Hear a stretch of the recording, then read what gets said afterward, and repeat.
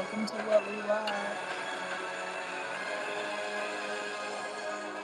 The song is kind of good. It's actually really good.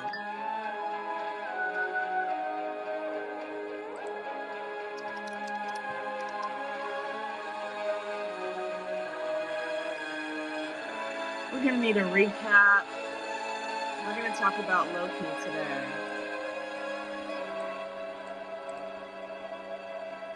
It's raining. Hopefully I'm not the only one in the house ready to chat Loki.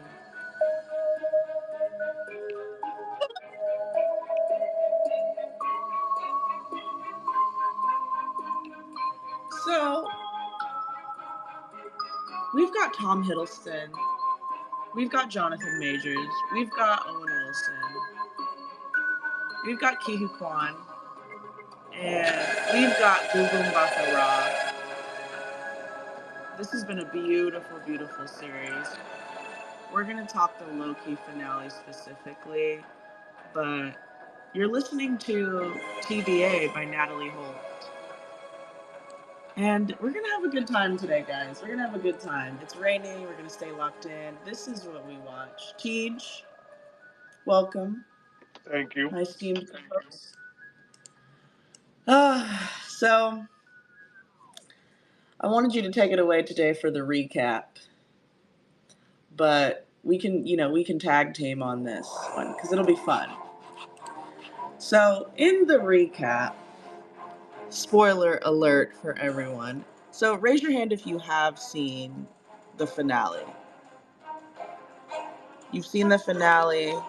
Let me know. Okay, good. Good. Heart with the plus sign emoji at the bottom. We are getting the understanding of the branching of the timelines, the pruning, being able to go back in time and also forward in time space, and understanding exactly not only what the TVA is and what it does, but how it works and why, right? I mean, just one of the most beautiful finales we've seen in the MCU in a very long time, right? The Marvel Cinematic Universe is what we'll call it, which will include the television. So, does anyone want to come up first and give us some thoughts about the finale? Or Tej, do you want to kick us off a little bit? What a finale. I just can't believe that they was able to have so much of a rich going. The way they ended it was pretty damn near perfect. And I was blown away by the season. I was blown away by the finale. And it's just an incredible ride. And if that's the last we see of the Loki series, which it looks like that's going to be the case, and it's the best thing that they've put on TV, and it rivals a lot of the movies. It just was incredible storytelling. It does rival a lot of the films. I think when we first got introduced to Marvel television on Disney, it was, WandaVision, which blew all of our minds in a very unique way because we were all, suffering through the pandemic. But Loki comes, 2023 November, and it gives us this end to what we understand now as the end to the show. But I want to talk about, you know, the use of this very risky kind of idea of timelines and the multiverse and things that we've seen obviously in the last, what, 3 to 5, maybe not, if not like 7 films. The way they play with time and space, and the way they play with the fact that, because we have to remember Loki is a god, and I love that they always remind you, whether they give Loki the dialogue or they give, Owen Wilson's character the dialogue. Why am I all of a sudden forgetting his name? It's Mobius. Whether they give Mobius the dialogue or whether they give, Kang, he who remains, or whatever you want to call him, the dialogue to like remind you guys that Loki's a god. And it's interesting that, it's just, we get 2 seasons of reminders, right? We get 2 seasons of constant reminders that he is, because he is in this place where season one, the big question is, how can Loki beat himself, find himself, defeat himself, compete with himself, learn himself within, like very like meta kind of stuff about Loki, this version of, this version of Loki and that version of Loki. But then season 2 is like, all right, we've got a few other issues, because if you don't find out who you are and how you want to be and what kind of god you want to be, then this thing is going to go to shit because you are a god. So I think it was just really beautiful storytelling. And each of the episodes were just so easy to watch. I know there was quite a bit of conversation about how He Who Remains was going to end up being used in season 2, right, when it was announced a few weeks ago. So TJ, do you want to talk a little bit about how He Who Remains played, with Loki, the god of mischief, and the TVA?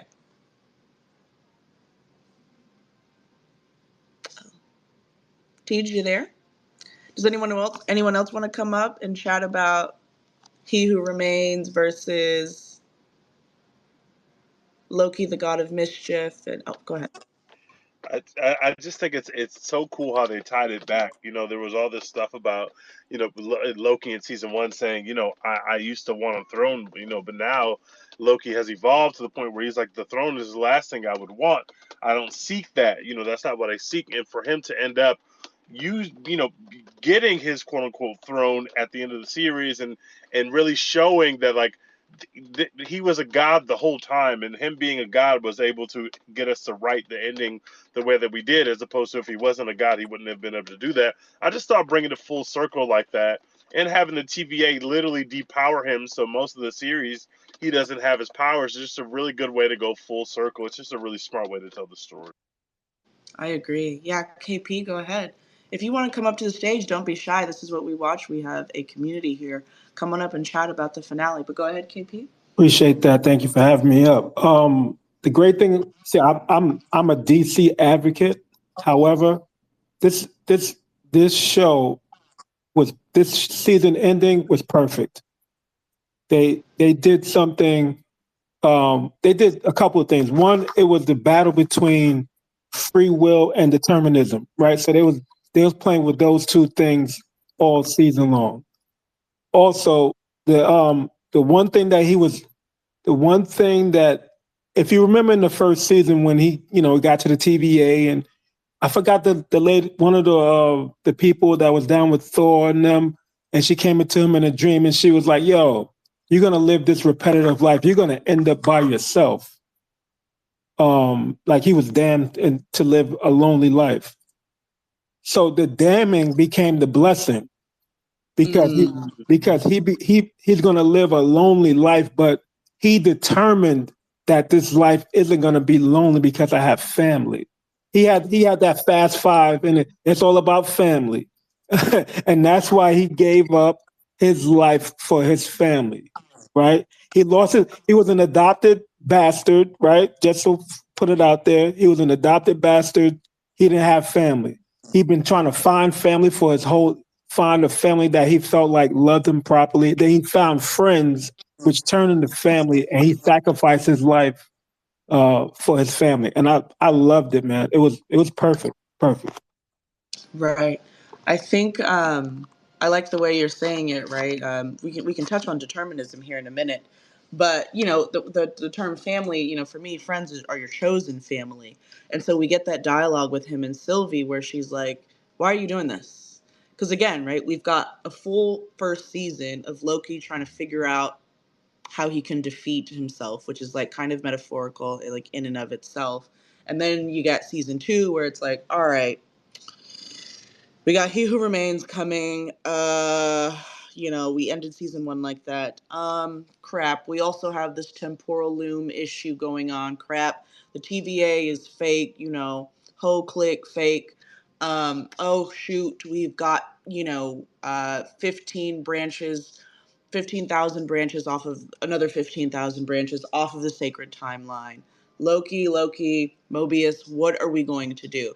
And so when we get those moments, right, and I want you guys to know that apparently 11.2 million people watched this finale. Like, that is a huge, huge accomplishment. And I don't know if I spoke incorrectly. Did The Mandalorian come before WandaVision on Disney?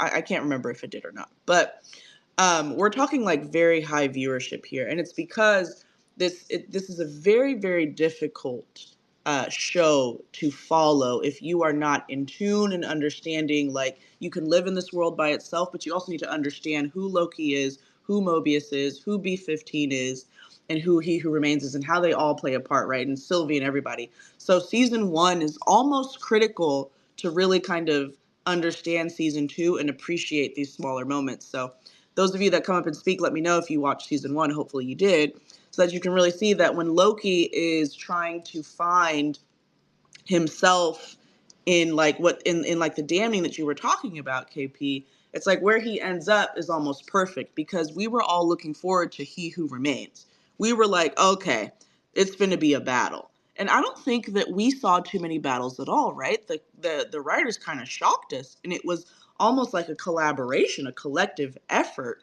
until the very end in this finale with Victor Timely slash He Who Remains and Loki. And we had to work together to save the timelines, right? Instead of using the term universe, we're saving timelines. We're trying to make sure that we save people's lives. And then Loki is like, do I really care about people's lives? And Sylvie's like kind of that darker side of him that's like, well, come on, people die every day, B. That's kind of like the vibes that we were getting with their kind of dialogue and their kind of, strained relationship. But then Loki is like, no, I want my chosen family, my friends. And so now that guides him into what we see in the finale. So go ahead, Forpay. Hey, how you doing? Go All right, ahead. so I think to kind of go off what you were saying, he had to figure out why he was fighting so hard, why he put all that time in to try to save everybody. Because in the end, if he didn't take the throne and do it himself to save everyone, it wouldn't have happened. Because he replayed that over and over and over, trying to put other people in positions to put the timeline back together. But in the end of it, it's not going to work unless he did it. Yep. And then that conversation he had with Sylvie, because she came to that conclusion way before he ever did, because she got pruned very young. She was running from the TVA her entire life, so she understood that she was going to have to be alone to succeed, and she would be alone in these dying worlds. So that's why she kind of pressed him out at that bar when she was like, "Why are you doing this?" And he was giving out reasons like, "Hey, I got to save the timeline. I got to save the TVA." And then she really was trying to break him down and made him say like, "Oh, I don't want to be alone." And then she understood that that's exactly what he needed to come to the conclusion with. So And it's like, go ahead. Oh, no, go ahead. Go ahead. No, and it's like in the same kind of, few hours, we find out why he's doing it. And also it's like, it turns it on his head immediately. Like, I don't want to be alone. And so like, what's the underlying tone of being alone, right? Like sometimes we feel alone in a relationship, right? Because the person doesn't make us feel like we're there. And so it kind of turns it on his head. It's like, okay, now he is eternally alone, but he is not, because he is the center. He is the heart of the timelines, of the sacred timeline. He is the reason that everything continues. And so I feel tied to all of you almost like spiritually, because I am a god, right? So Yep. it was just really cool. But go ahead. Oh, Yeah. and also, my bad. Go ahead. I'm done. No, I just want to add, like, like one of the craziest things to me was the idea that him saving Sylvie was saving him, trying to save himself, because she is a variant of him. So it was almost like he was talking to himself to try to understand what he really wanted. So if you ever by yourself in the dark, trying to having those deep conversations with yourself in your head, it felt like he was having that type of conversation, and in that cafe or wherever they was at. But yeah, I love that dynamic of someone like literally speaking to yourself, trying to figure it out, but it's not really. It's a deep conversation. That was ill. I love how they did. Oh my gosh, it's beautiful, right? And so, let's really get into it, right? So the finale specifically is very much, this kind of, I don't want to say condensed version, but we basically get Groundhog Day. We get Groundhog Day kind of a situation where we have to repeat the same day over and over, but not the same day, and the same whatever part of the timeline to save the TVA. And we have to do that because there's also another god-like character, He Who Remains, who has apparently created all this since he was a child inadvertently. And we find out that, was it Ravonna Renslayer? Ravonna Renslayer had to play a part in this, and Miss Minutes is like also an evil, crazy, insane, hilarious character. Let's definitely talk about Miss Minutes at some point. And so now we've got this idea of Groundhog Day, and we've got this repetition in the same timeline. And what Loki's doing is he's talking to a version of himself that is very true to himself, right? Like, if we think about Loki in every other version, every other film, he's stubborn, he's sarcastic, he's very driven. Like, we have one thing to do, and that is to do what the fuck I want to do. And so in this season, in this finale, we get, okay, we see that side of Loki, that version, that variant, whatever of Loki. Okay, I'm going to do what I need to do. And you can go back 1,000, 2,000, 3,000 times back in time, and I'm not going to change my mind. And so now it's like, wait a minute. And we've all had those moments, right? KP, just to like kind of talk just like you. We've all had those moments where you're like, you know what? When you want something done, you got to do it your fucking self. Like, Loki really just, the finale of Loki is really just, damn, you know what? You can't do it. You can't do it. You don't know how to do it. You refuse to do it, and you going about it the wrong way. So I guess it's me. I guess the God of Mischief has to do it. Why do I always have to do everything? But it's so cool how we have that Groundhog Day that goes back into that, right? So, Tej, I know you're back up here. Are you Yes, I'm back. free to speak? Okay, perfect. Go ahead. I missed the last like 10 minutes, so I don't want to comment on anything someone's already said. But I think one of the coolest things about there's so many through lines that track from the first series to the second series, and you can tell this was the writers came out and said this was written as two halves of a whole. This isn't like we did a season one and then, oh shit, it did well and people liked it, so we got to go back and do a season two. This whole story was there from the beginning, and all the stuff when it comes to all the variants and their families and their places on the timeline. That stuff has been in there since the first episode of the series. The first episode of the series has the same title as the series finale. I just think it's like very well thought out. And in the age of Marvel that we're in now, I am a Marvel apologist. I generally appreciate what Marvel is doing even now. But it was really nice to see something that was very planned out, very well done, perfectly executed, perfectly cast, and that level of planning and that level of attention to detail just paid off huge for the viewer. And I think that as we go along in the Marvel, and we're in a space now where sometimes we don't feel that same lack of attention and that same attention and care. And so it was nice Yeah. to see what it looks like when they get it right. I just really appreciate that. And it's interesting, right? Because we talk about the profundity of this show, but then we have like, there wasn't really a kind of like deep, you know, what do I want to say? Like, there wasn't really like a deep, exposition, or like, the word is escaping me, and y'all will understand what I'm saying. But we didn't really dive into the characters' lives specifically to we didn't get a like, oh, here's their childhood every time. Like, the motivations were very clear from jump. We used dialogue, we used, scenes from the TVA, and how they engaged in that same building every time, the same set location every time, to kind of understand where everybody was coming from. But it's so profound, though, because Mobius shows you the perspective of what happens when you don't seek who you truly are, right? And we kind of felt that towards the penultimate episode and the final episode. Like, so Mobius models the idea of what happens when you don't look within, and you don't even have any curiosity about where you came from and why and what other versions there are of you, right? Like, this is very philosophical, but they just hit it just enough where it was so much fun. They make Mobius this like really comedic, sarcastic character that's almost in another TV episode every single time, right? And then they address that immediately, right? And I think that's because they created these seasons as wholes, right? It's as one whole. So you get this intentional Mobius that's like, let's get some pie. And it's like, all right, you're the guy that doesn't want to do any introspection. Fine. And then we're introduced to Oscar winner Ke Huy Quan. Hopefully, I'm saying his name right. I say, forgive me.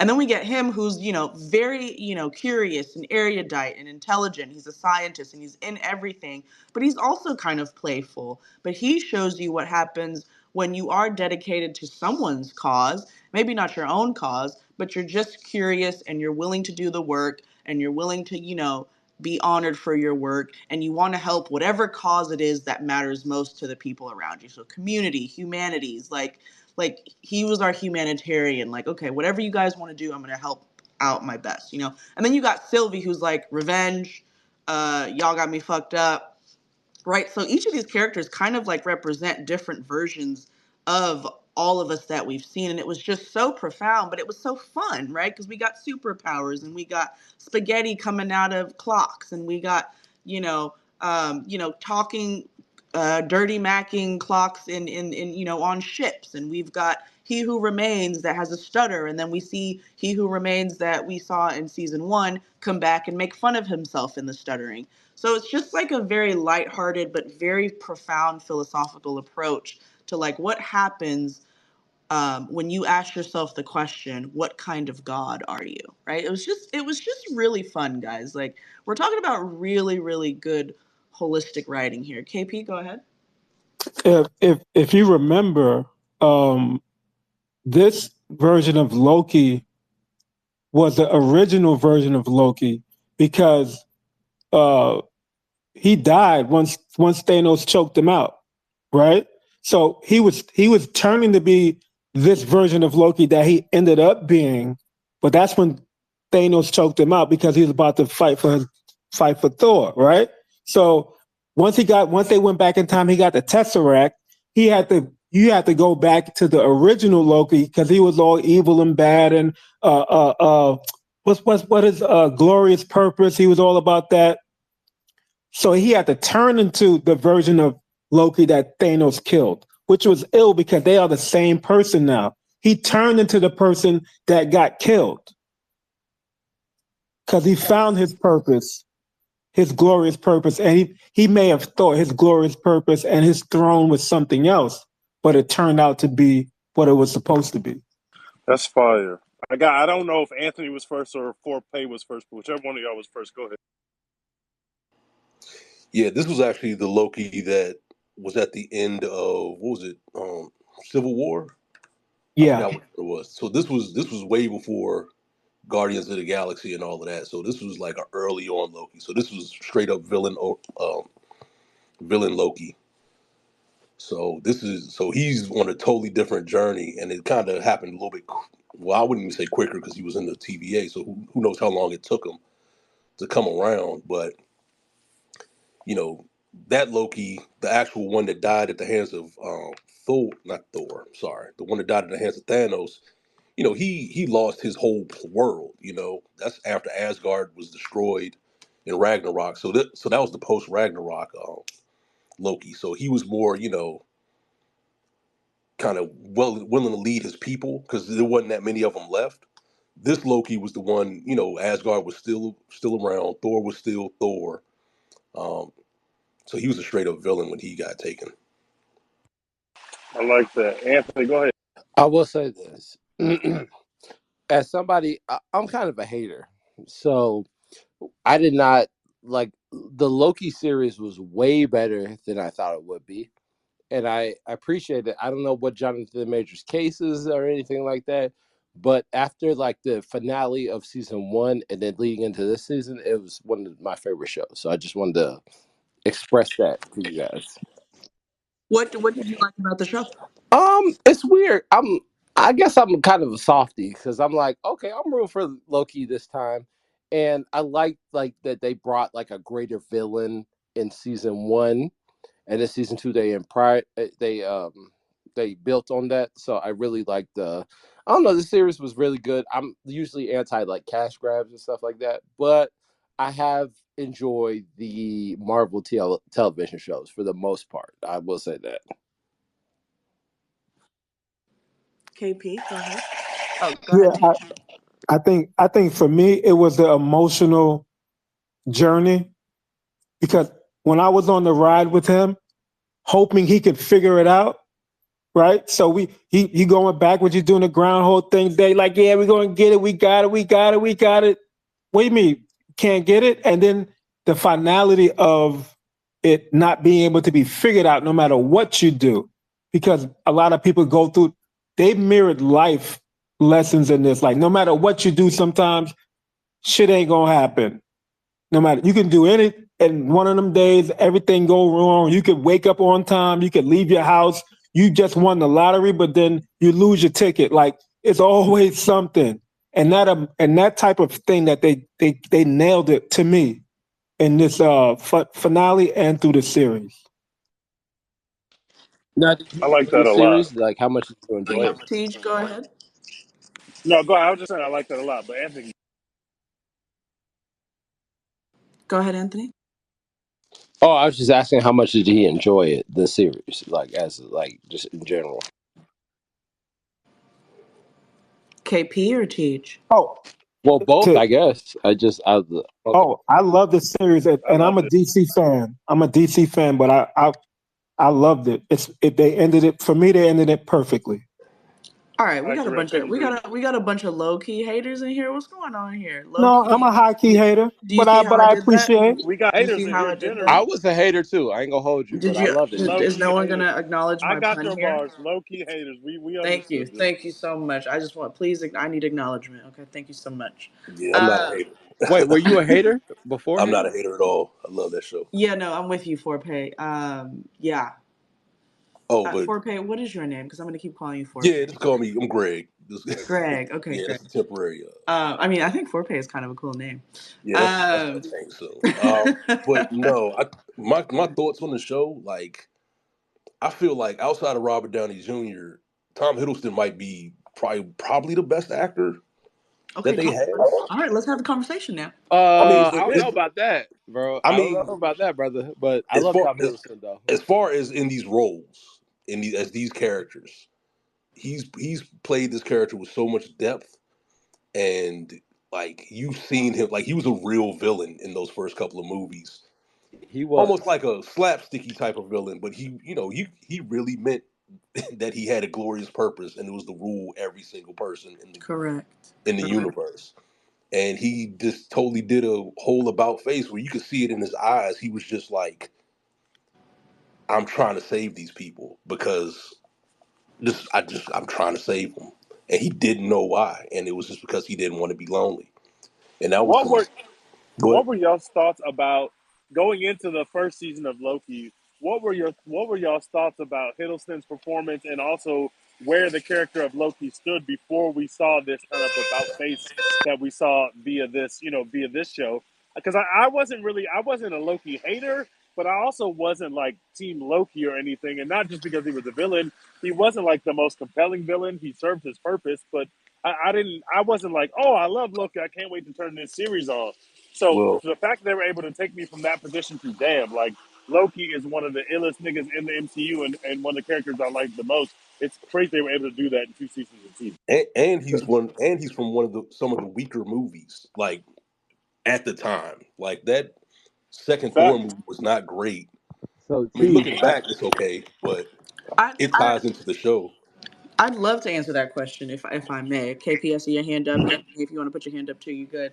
I love that. I love that. That takes us back to, when did Loki come out? 2021. Takes us back to Yes. 2021. Different time. I just moved to LA, and I think I was excited. Not nearly as excited as I was for season two, but I'm with you.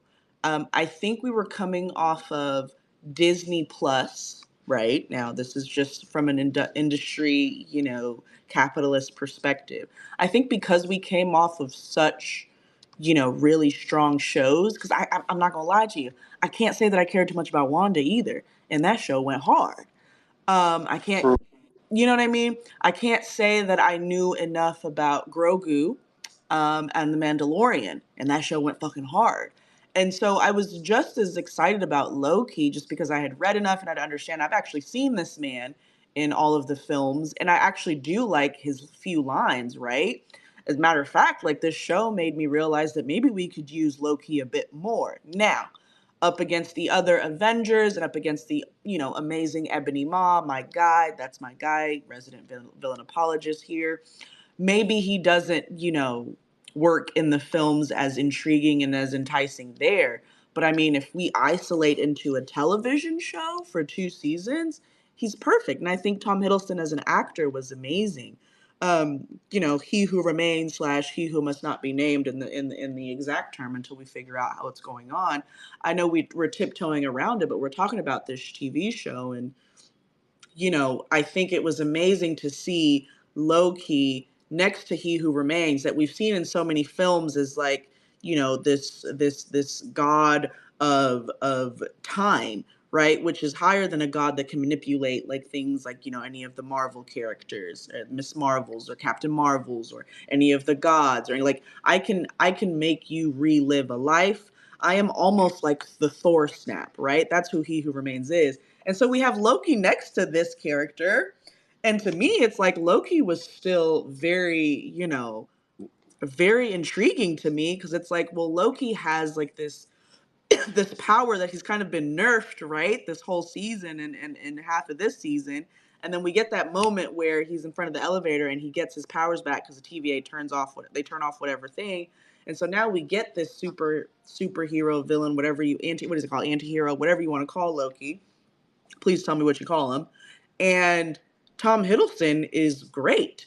I mean, Loki is a sarcastic, kind of cut and dry, loves his family, but in a very unique way kind of character. And he wants to be on the throne. But in this show, it's like, oh, well, I want my friends, right? But they just kind of carry you very slowly through that journey, which is very difficult to do. Because in some episodes, you're kind of like, all right, what are we doing here, right? I'll be the first person to kind of admit that there were some moments in these episodes where I'm like, all right, well, what does this actually mean? And I promise you, they tied everything up in the finale. So go ahead, KP.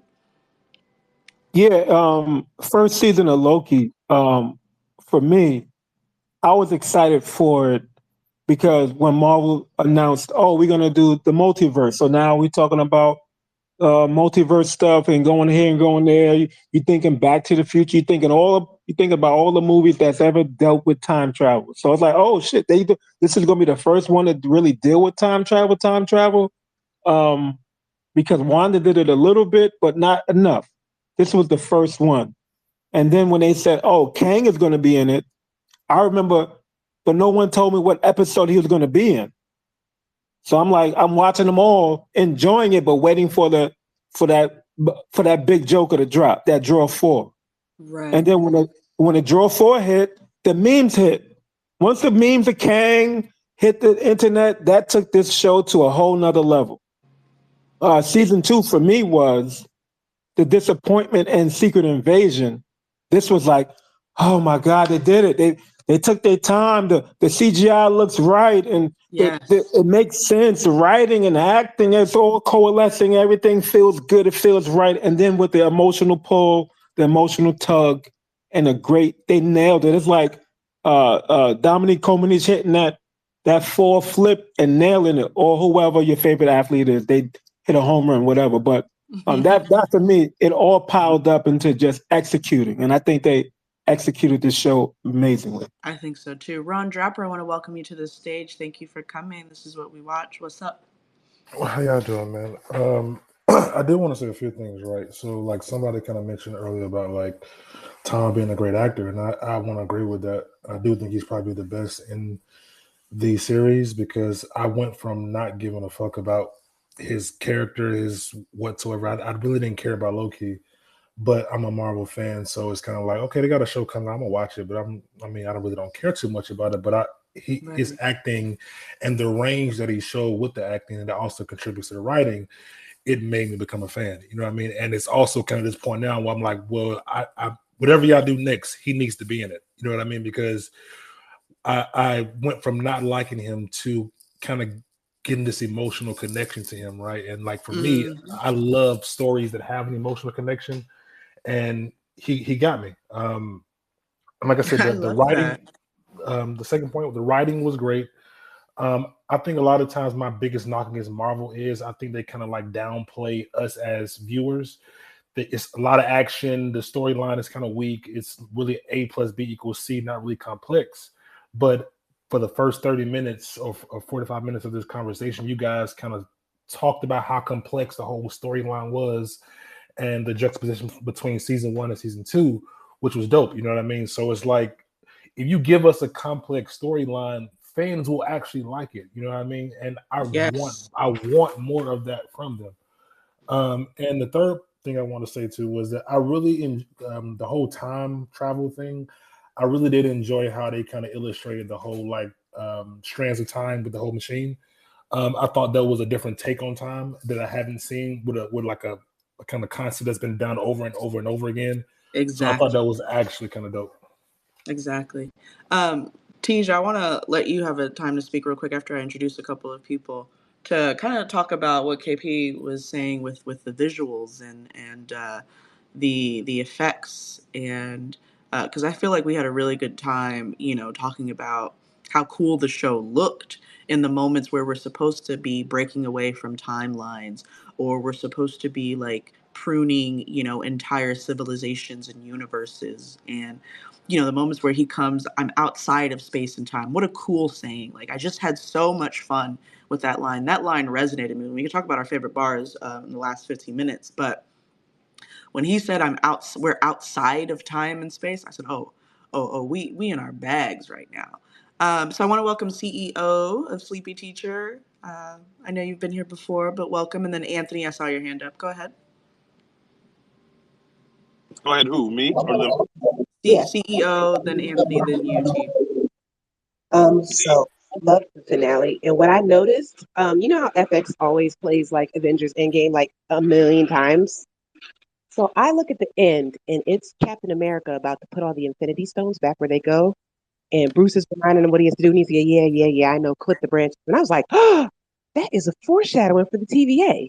And it's the same thing they did with the blip where they show the positive side of everybody coming back and then the complications of everybody coming back.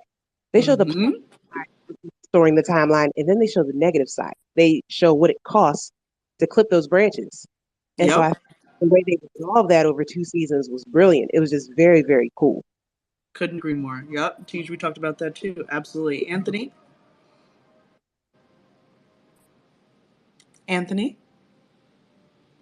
I can go while he's waiting. Okay, go ahead. Going back to what you're talking about on the visuals, first of all, my favorite thing was the way that they illustrated Tom Hiddleston doing the time slipping. The way that was put on screen was just like was just perfect. And seeing him like put his hands in the air and just like act crazy was a lot of fun, especially when he was trying to force himself to time slip. It gives us some good physical humor where he's like trying to do what he's been doing by mistake. And visually, it just looks good, but I just think it gets to something that really has always been my thought about the MCU, which is a lot of this stuff we care about the human interactions. And Loki is really just people in rooms talking. There's not big fight scenes. There are action sequences and set pieces, but not very many of them. And there are so many Marvel movies where I'm like, that first 2 acts, we were cooking.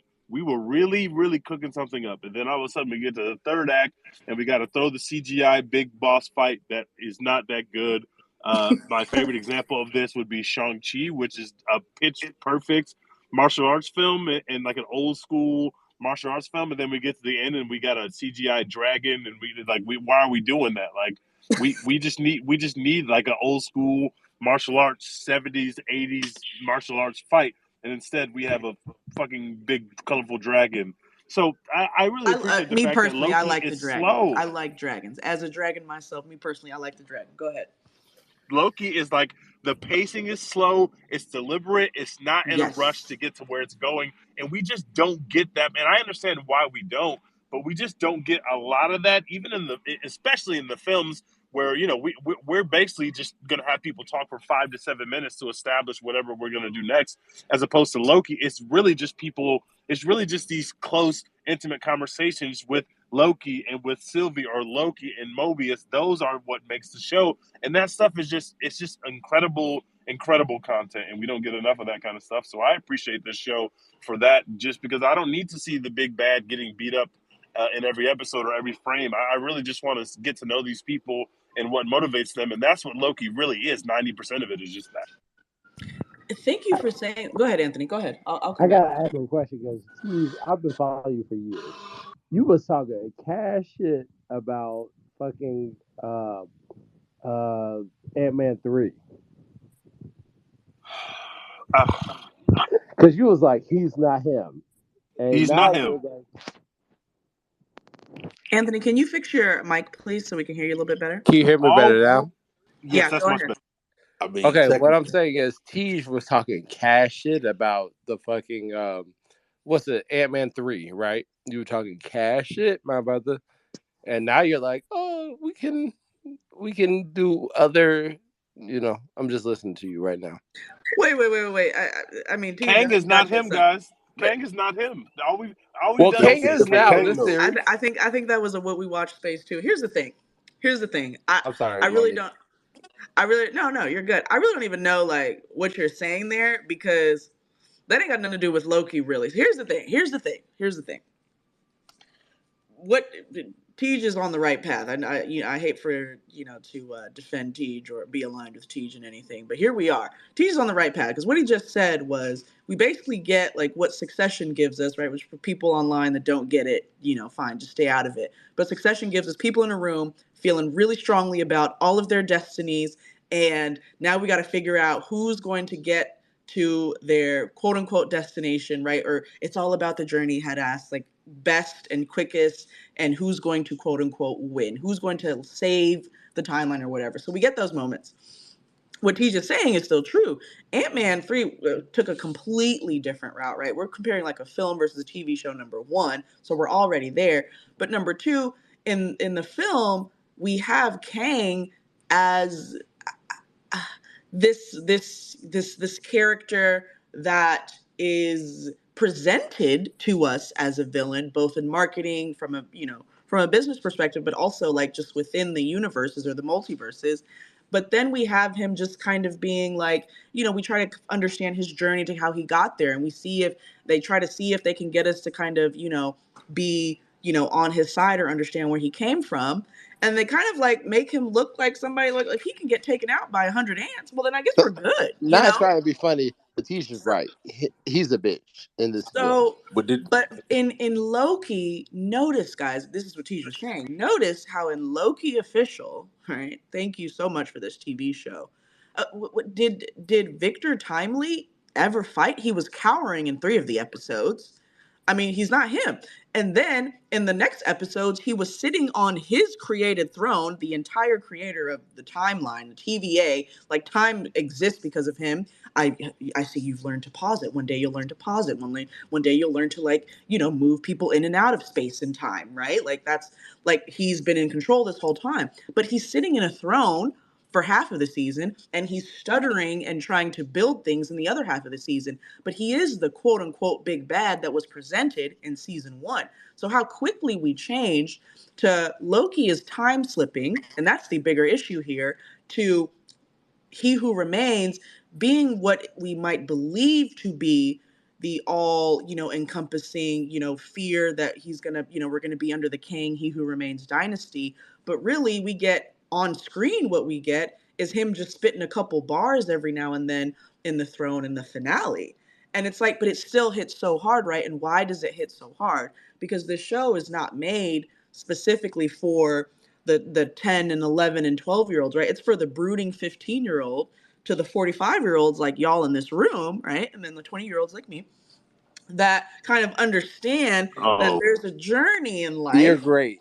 I gotta right? give You know you what I mean? props on that. There's a journey in life that kind of happens entirely within, which is like, who would employ, how do you pitch like, oh, hey, I want to do a Marvel thing, and the whole show is about how this guy tries to figure out who he is, and it's going to be Loki. And you're like, okay, well, we're going to need to throw some hard hitters in there. No, we're just going to throw like a woman version of Loki. and we're gonna have this funny guy. It's gonna be Owen Wilson, so he's gonna body this role, right? It's gonna be Owen Wilson, right? Wedding Crashers, Owen Wilson. We're gonna He throw him does in body Full there. the role charm, though. He does full body it. charm. Owen Wilson. I think he does body it. I think Owen Wilson was great. I think he was perfectly. I He's think he perfect. delivered. I think he delivered exactly what he's supposed to deliver. Then we get B-15, and then we get a animated clock. Like there's so much that held onto the story. Like this show depended entirely on brilliant writing and storytelling. And thank you, Teach, for saying earlier what you said. You can tell it was made as one whole story, and we It wrote was. it. As a writer, we wrote it as different episodes to kind of take you through this time, because we were introduced to season 2 with low-key time slipping. And I say this again, Tom Hiddleston is him, because that physical acting was incredible, plus the He is effects, him. obviously. But he is him. So go ahead, Trey. I want to welcome you to the stage. What up? What up? First and foremost, I want to make this clear. Ant-Man was 17 packs of ass. Absolutely garbage.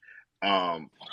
Which one? 17. Which one? Which one? Which one? Clearly, the last one was again the craziest part about it. And I keep having this conversation with people. The worst, but then the reason, and the reason being was because I don't know what the fuck they decided. Excuse me, I don't know what they decided to do or who was in the writing room, but they decided to make the campiest of campy thing. And I know we give Thor crap. This was campier than Thor last stuff, whatever they could have given, right? The thing that I want to say the difference of Wait, show, which story? Which the story? Which last story? joint, Which story? the Which story? last joint. We can talk about the progression. I'm not going to get it. I want to get into Thor disregard. I just want to highlight a campiness of why we had this distaste for Ant-Man, and to highlight how they took what could have been of Kang and had this kind of development that turned it into ash, right? I want to polarize that by saying we got a chance to watch Loki grow, and we got a chance to kind of feel and get a sense of the danger and the genius that Kang was. Didn't throw a punch, didn't rattle, didn't move, nothing, but to see how he always felt like he was in control. But then we watched the juxtaposition of Loki, who used to feel like he was always in control and always a step of ahead, meet somebody that was just a step ahead. And you watched him take this and go from this kind of panic, this loss, trying to feeling of self-worth and trying to do all this stuff, and eventually become who we saw at the end. But you, at the entire time, you felt the fear of what the guy that he was going against, and I felt like we didn't get that in the first introduction of Kang, because he got beat by the geriatrics, and we're like, how am I supposed to be this, right? I'm not being an asshole, but you're 100% correct, my brother. Right, and so Shout out to you, because hell no, and so hell we no. sat this. Like Jonathan Majors will beat. No one died. That he was back before his battery died in his earbud, right? And so we were watching, and so they took everything that made him dangerous away, and so we're like, all right, cool. But we watched the fear of him being like, bro, I'll see you again. I'll see you soon. And then, you know what I'm saying, to know what that meant, and then to know that Loki had to kind of evolve. Now, mind you, I love the fact that the matter is he even got so I'm gonna calm down on the major hype train in a second. But I enjoyed watching Kang be so far ahead that when Kang was roasted himself, and to watch this dude talk your shit, when we got a chance brother. to watch, Okay. we got a chance to root against him and for him, and was constantly switching back and forth. I will sit there and say, watching those two work, oh boy, it was beautiful. He who named is now changed to he will not be named, because that's all I'm gonna say on that front, right? Everybody put together. Not you copying me. Listen, but I feel you. We the same. We align. But I said the same thing but earlier. I'm gonna sit there and say, if you on paper showed me that list of people and be like, hey bro, it's gonna be the most elite show that you've seen on Disney Exactly. Plus. I was like, bro, please fuck out. It's Owen Wilson. What am I gonna look for Exactly, Owen Trey. Wilson? And then to see that again. Now hold on. Now we're gonna look. No, no, Hold no, on no, no, now. no. I ain't gonna go at him like that. But like to see what his where we went from Marley and Me. You know what I'm saying? What you got a hint of that to see him being all over the place. You're like, man, nah, this dude is cooking. So you got a chance to see everyone in there cook. And I'll leave it like this. The one thing that I am going to go back for this, and I want to say this about Marvel takes chances, but they've definitely been taking more chances and extending their range on Disney Plus than they have been in the in the theater. Because when we have these conversations in these rooms, we've seen some of the most risks they've taken has been in Disney Plus because WandaVision is not something that we saw in theaters. WandaVision is completely different from the House of Madness. We got a different we got layers that they took their Right. time with, right? Right. I even how they did Miss Marvel, that was layers that built to this. While we can watch the Marvels and be like, all right, cool, we got a nice little story. We feel like we're locked in, and so I'll leave it at that. I loved everything about it. I think there was so many different layers, so many pieces to put together. Nothing really was left on the table. Everybody was a class act. I do think they wrapped up so that we might not see He Who Shall Not Be Named again. Um, I think they gave out everybody that we had to say goodbye to. I think Loki got the best goodbye wink out of everybody, I'm save not Mm, mad at it. I'm not mad at it, Trey. save. I feel That's you. probably Thank weird. you. Thank But you. did you? I got a couple hands up. But yeah, I'm with you, Trey. You lost me a little bit on the Owen Wilson, but I feel you. I'm with you. I think it was very profound. Let me say the cast real quick, and let's talk about Wunmi Mosaku, B15, as we should. The black woman that did amazing She in cooked. this show. She cooked. I mean, she had a great first season, and I was concerned about how they were using her in the second season. And then the penultimate episode and the finale, they were out. They used her perfectly as a character, and I loved it. I loved it, and I loved how they cast her. But I want to welcome Corlone, Dre, and I think that's it. But go ahead, Corlone. It does this. It's Corlin. I know, Corlin, sorry. but I'll take the French pronunciation just because it's you, Mo. Thank you. What's up, everybody? So I would say the show overall, season one, season two, it was great story building and consistency. Like typically when new seasons start off, like shows like this, new season start, like you kind of trying to figure out where the gap was, where it ended, and there wasn't a good gap. So that's like we said, cognizant of the amazing writing and even just the planning, like how far they knew like, hey, this is going to be. Um, and I will say, somebody mentioned earlier about Tom Hiddleston versus Robert Downey Jr. Uh, and like as far as range, now most folks only know Tom from his character as Loki. When I say boy has range, he really does have Now range. let's talk about it. Talk about it. Talk, Like, talk to him. like man, like you go look at his IMDb page. You're gonna be like, oh, okay. Um, Tom but Hiddleston is him now. he and is right. So my biggest thing was, but the way even though we got some new supporting characters, specifically, the dude Casey, how he was used in conjunction to B-15. I can't remember his name, but Ho Hee Kwan, little Mr. Okie Dokie Doc Jones from Indiana Jones, if you know what I'm talking about. Fuck with me.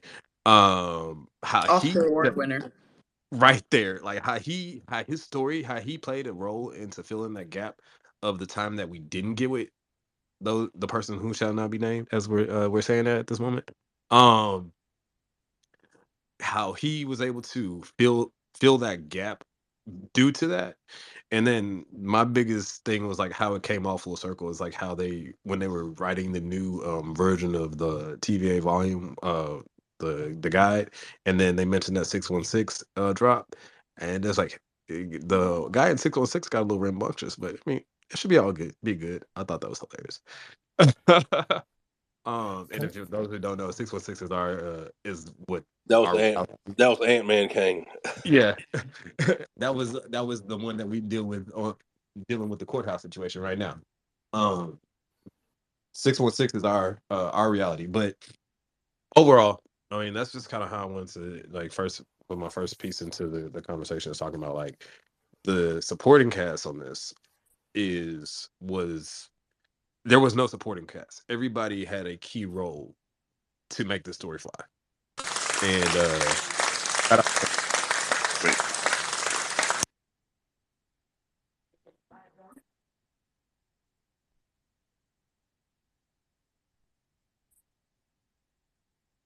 hello? Dre Horizon, welcome to the stage. Look at me just throwing. I think I said Dre horror, but it was muted. But I was like, look at me throwing horror into anything. We Can can I talk ask a about the horror question? elements of this show too. Can I ask a Hey, question? But go ahead, Dre. Yeah, what's up?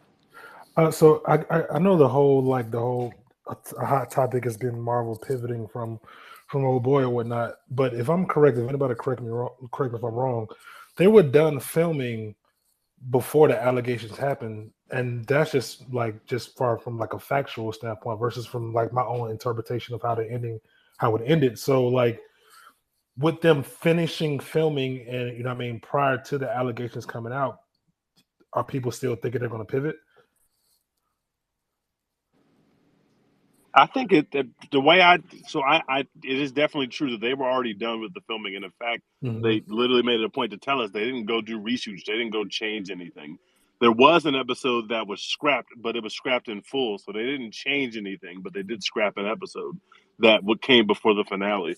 So I think they just kind of lucked out because I think you could read the one. I've seen people that saw the finale and said, okay, this definitely means that Kang is going to be a big focus. And I've seen other people that says the way that this ended means that we can actually shift away from Kang if we wanted to. And so I think that they have a doorway that they can walk through either one. And I know there's been reports this week that they are walking away from Kang. I don't think anything has been verified yet, but I think you could take that ending in either direction. And I think that just worked out well for them. And maybe that's Right. just good planning, but it obviously they couldn't have foreseen stuff like this happening. And if they could, that means that they knew, which is worse. Which is interesting because in this industry, you should be able to foresee these kind of things. Obviously, not Well, true. specifically with the people that you hire for your show, but at this point, it happens so much that we should be always aware. I mean, we're talking about I've built this brand in this community, guys, for nearly 3 years now. Actually, we're coming on 3 years. November 20th was our first What We Watch space, so we might celebrate that next week. And there are so many shows in which we talk about in these spaces, and I have to remind people that this is a business. And I do that, and I want y'all to understand in these conversations that we're having today about the beautiful finale of Loki, in which he who must not be named, which is really just stolen from Harry Potter, right? Um, is a conversation that we have to have, and we have to speak about it in that terms, because this is a business, right? And there's been a lot of shows where, I mean, even in the last conversation we had regarding Gen V, there's reports of one of the actors there just being very harmful to the people around him. And so the conversation around him, kind of changes, right? And how pivotal of a character was he in the House of amazing, Cards. amazing show, also House of Cards, but most recently in a What We Watch chat with Beef on Netflix, right? We had to scrap that chat because of, again, there's this clear kind of industry, looking out for your friends kind of things when you have these characters and these actors that may or may not be harmful to the people around them, right? And so it's very interesting, right? But this is why I built this community, so that we can speak honestly and with care about any victims or anybody that's affected by these things, but still kind of honor what the art does for us in our lives. And so I think it's very important that we keep in mind that, when we ask these kind of questions, right, what are you really asking, right? I think Tej answered it perfectly. But I think, of course, the end of season 1, we're expecting, a Kang moment, a fight, okay, how are we gonna, is it Loki versus Kang? Is that season 2? And then we get this beautiful writing that was already done, apparently, right? Like, we're getting the reports that was already this was always how it was going to be. sans the one scrapped episode. And I think, what Tej is saying is like when you have such polarizing kind of and discomforting ideas about a show, especially with someone that was hired to do the show that is going through what they're going through and putting people through what they're putting them through, we have what really you rely on, and it's it's the screenwriting, right? And as a screenwriter, I might be slightly biased here, but it's the screenwriting it's what story are we telling? And so to have 50% of people, right, we'll call it that, 50% of people say, oh, he's scrapped, and 50% of people say, oh no, he might be there. That is exactly what Marvel wants you to do. That is exactly what these businesses want you to think. We want it to be so unclear that we can tell whatever story we want to next. And it's very interesting to watch Marvel move into the space of television because it is such a unique and different experience than what is in theaters. And I think Trace touched on that earlier, right? When you're watching something in theaters as a film, as a 1.5 hour or one and a half hour or 2 hour film, it's totally different than a dedication over multiple weeks where we get about 8 hours of storytelling. And so it's really fun to kind of see which gods, which superheroes, which supervillains are getting these, enticing long form kind of narratives to really kind of drive the MCU itself. But I think, to answer your question in general, vibe connoisseur Ron Draper, I think, you know, who knows how he's going to be used, but we hope that it honors, the care for people as human beings who are the artists behind this art. And also, this is kind of just, quite frankly, what Marvel wants you to do, right? After the snap, we were all trying to figure out, okay, what are they going to do? We had all kinds of theories. We had all kinds of conversations. Is anybody going to come back? Oh yeah, we know this person's going to come back, and we know Iron Man is done. Like we know. And so it's like, okay, now we're forming conversations about who the next villain is. But I get off my soapbox, but honestly, Kang just wants to have some tea. All right. I said this before after the Ant-Man movie, Kang just wants to sit down and have a cup of tea with his homies, but he don't have a lot of homies because he's made some really bad decisions in his life. And that's just what it is. That's just what it is. So go ahead, Dre Horizon. I know you've had your hand up. That's That's just all what it good. is. That's just what it is. You feel It's me? all good. And speaking of writing, I think that for me the best piece of writing was that throne room scene in the finale, and mostly because, and I saw this from a lot of people who reacted to the movie or I talked to, is that we had followed these characters and we had thought we knew it was going to happen, and the idea of Loki having to possibly kill Sylvie was just blaring right there. It was an obvious thing. Okay, oh, he has to kill her.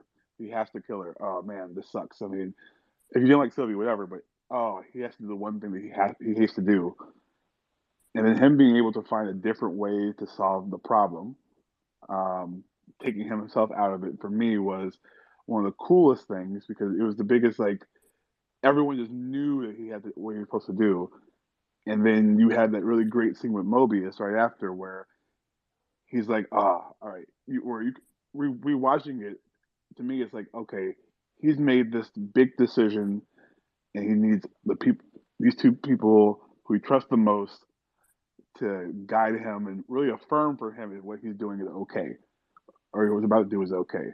And I think that for me, that particular, letting the audience feel like they were in control of the situation and knew what was going on, and then switching it right towards the end. So from that scene on to the finale, you're going, what? Oh, I can't believe this. I can't believe he's going to do that. He's going to sacrifice himself. Wow.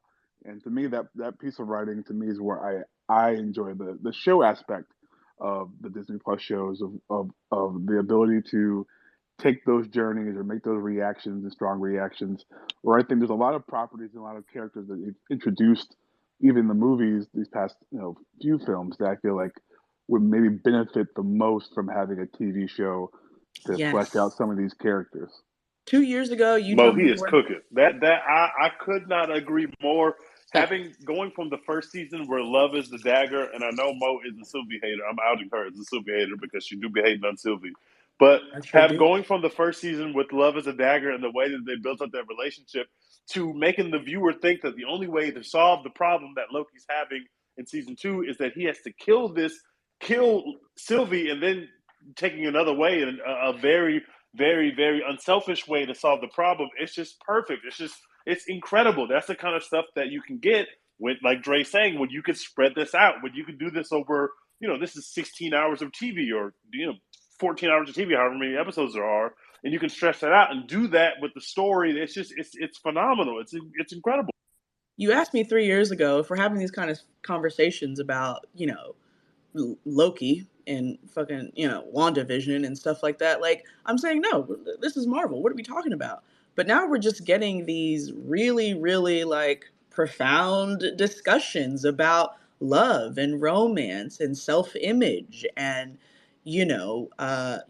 community and religion and spirituality and all these kind of but wrapped up in a very kind of, I hate the term easily digestible, because it makes it seem as though that is speaking to something that is well done because it is easily digestible. And sometimes you got to choke on some stuff to really kind of understand, to really kind of feel it. So I don't love saying that, but I think for this, what I mean by that is that these are very profound philosophical approaches to like, oh, well, where are you in time and space? And if you could go back, to exactly what moment would you go back? And what if you went back and you went back into because there was moments where we went back into Loki went back into himself, and there was times where he went back and Loki was also there looking at himself, right? Which is very confusing to me. The temp pad situation versus the temporal loom versus the inside and outside of time, that Kang, whatever, TVA moment, right? Oh my God, I just remembered a hilarious quote where Owen Wilson, Mobius, was like, "Oh, you mean ATVs? Yes, we do have some of those. We can ship those in." It was hilarious. But we have all these moments, right? Which is just like very, very much, psychological, philosophical questions that you can ask yourself if you're just sitting like, what if you did this? What if you went back in time to this point, right? And these are things we talk about on Twitter online all the time. And so it was just really cool to see that in a Marvel show, right? KP, go ahead, then Trey, then Before Porter. KB goes, Mo, can I just point out that you just said the sentence, "Sometimes you have to choke on something to feel it"? That is an insane sentence. That's insane. Yep, I did say that. I wanted to say Paul so bad. I just cannot had to believe keep it that on you me. said that, and you just kept I going did with say the that. sentence. I did say that. I did say that. No, I did say that. Sometimes you need to choke. You feel me? Anyway, go ahead. Yeah, you would lead me into that. I want to say shout out to the stunt coordination for Tom Hiddleston for all them head snaps. He was snapping that hair. For all you long hair people, when you get out the shower, I'm sure it'll work for you. Try it out. It's a great workout, probably. I don't know. Maybe Head and Shoulders to give him an endorsement deal. I don't know if they're gonna. I don't know. I don't think, because I don't know, which is great. Because if I did know, it would be boring. I don't know if they're gonna veer off into a different path. But if Marvel does, they're gonna have to change the title of one of their upcoming movies. Because if the title says Kang Dynasty and they're veering off into a different character, look, they're gonna have to change the title. That's all. You know what I'm saying? And can I just oh, go ahead. And then lastly, I know we talk about the horror aspect of it a little bit. The character Kang, for me, was like Jason, Freddy. No matter where you went, he's always there. You can run fast. You can go back in time. You can stop time. You can go hang out with your friends, your family. You can do anything. And he's always there. And that was like so much fun for me because I like horror. But that was one of the horror aspects that I seen that they plucked from, like, in my brain. That's what I seen. I was like, damn, this dude is always here. No matter what you do, you can't outrun him. You can't outthink him. You can't outstrength him. You can't outdo anything because he's always in control. It was so amazing to see this omnipotent character that you barely saw, right? Which is, again, I keep telling you, this is like religious, spiritual kind of ideas, right? Like when he said, "See you soon," there were so many meanings to that, right? Because we barely saw him. He was always there.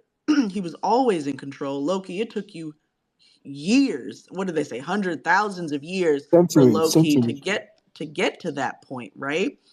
And so then we have this dialogue, which is the last thing they says, like, "See you soon. see you soon. And then in the finale, they show us, like, remember, he said, see you soon. That was horror. That is horror, right? Because if you're not, an insane, villain apologist like me, then you realize, like, what do you mean you're about to see me soon? But I'm about to kill you. What are you actually talking about? And I said this a million times, and I'll say it a million and one times. The currency for horror is sound, right? You watch any of your favorite horror films silent, you're going to have a completely different experience. And the music for the beginning of the title sequences of the show, after the cold opens, the moments where we're like alone with Tom Hiddleston's character Loki in time and space, the moments where the TVA and the timelines are going crazy, like the sound, the music, the sound effects are just beautiful. And that's like those elements of horror that are still in it, but it's like it's still this kind of like journey of a man trying to find what type of god he wants to be, which is actually what Loki does in all of his shows, right? Like, how do I want to honor my family, or do I want to betray my family? Do I want to do this, or I do love my family, but how do I want to be perceived?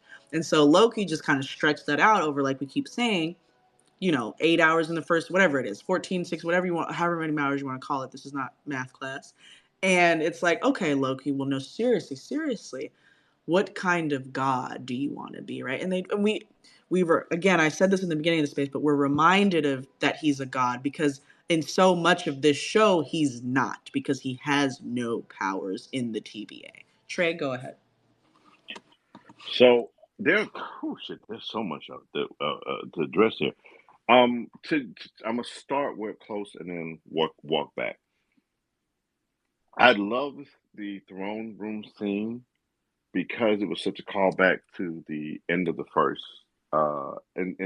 season, where he goes, where you see Loki, you see Sylvie, and they go like, we've been here before, and how incrementally this changes for him. Like, I don't know what happens with this threshold, and to see how. So to us, we were looking at the first time that they've seen that, but we weren't really sure which version of it was. And so to see how many times that this guy is done here, taking it literally is taking the fear of death, which is the biggest thing they can offer, off the table. I thought, that growth to where he just constantly was waiting for Loki to evolve, and to where it's like Loki is spinning his lips, like, which version? Okay, you're not here yet. To see how far down the line he went, it gave to the illusion that he was like, I gave you the power to teleport. I gave you the power to such and such. So to that point is, all right, when did this not become the He Who Remains uh, uh, um, story, right? Um, to the point that you made earlier about Marvel, and I want to stick that point because this is kind of I'm in this space now where I just don't like to talk when somebody else hasn't made their comment, right? I do believe that Disney is weighing their options. I do believe that we've seen signs that they haven't made a commitment yet, but I do think that even if they made a commitment, there is benefit of not saying anything, because are we going to replace him? Are we going to keep him? Is Kang going to be another iteration? Because of all the characters that you could ever replace, it would be a Kang with another person. And so, not saying that we can't do this, or it's not saying they don't, but we've seen the conversations about they're looking to move away. So that's fine. We don't know what that means. We'll have to see. But do I think they benefit from this conversation? Absolutely. Absolutely. I am not saying that he should stay. I want to make that abundantly clear. I'm just saying that as far as I'm going, I don't know if they 100% made that call, but also even though they might have made that call, us talking about it and us tuning in and us weighing in on it is giving them insight on what direction that they might ultimately move. That was my take on those, and I'm gonna leave with this last one a little bit. Somebody else called it out, and I wanted to stick. I don't believe that there were any wasted characters. I will believe, and I do believe that acting met screenwriting in its finest here. or I'm going to use the term finest, and Marvel's finest here, because we were just as confused, as hopeless, as lost to what the hell they wanted to do and whatever. And they took us a amazing, amazing journey, especially the finale, the last 3 episodes, to feel where they wanted us to feel what the character felt. Man, what we gonna do, dog? Like it was a group project. And so yeah, that was it. Thank you, Trey. Forte? Oh man, I kind of I've been waiting for a while. It's a lot. Definitely. You here? We here. We listening. No, I Thanks got you. I'm for trying to waiting. figure out where I want to start. So, one of the things that's kind of on my mind right now is if you watch, and Trey just kind of touched on it, but you can see the difference between He Who Remains in season 2's finale and season 1. Season 1, he was kind of goofy, playing around with it. This new season, he was a little more like, all right, let's get. Do you get it? Are you ready? Because if you think about it, last season he told them, I want you to take the throne. He told that to both Sylvie and Loki, but we all know that he was probably talking to Loki more than anything. So he's just waiting for Loki to finally get it, finally take the throne from him. And then another thing, he didn't actually kill him. He just blew up the loom, which cracked open that portal to, I guess, the throne room, which was destroyed. So He Who Remains there was no conflict there. It was just like he just destroyed it and wiped them out. So yeah, I kind of lost my train of thought. Just listening to everybody, because everybody had good points. Take your time. Take your time. Yeah. Take your time. Yeah. So, You want me to let Brown? I think Brown Skin Boy cam, or you got well, more? well, one thing I do want to say, and I don't think I'm spoiling anything Mhm. for anybody from the comics, but Loki's no longer the god of mischief. So when he takes this position, he's known as the god of stories.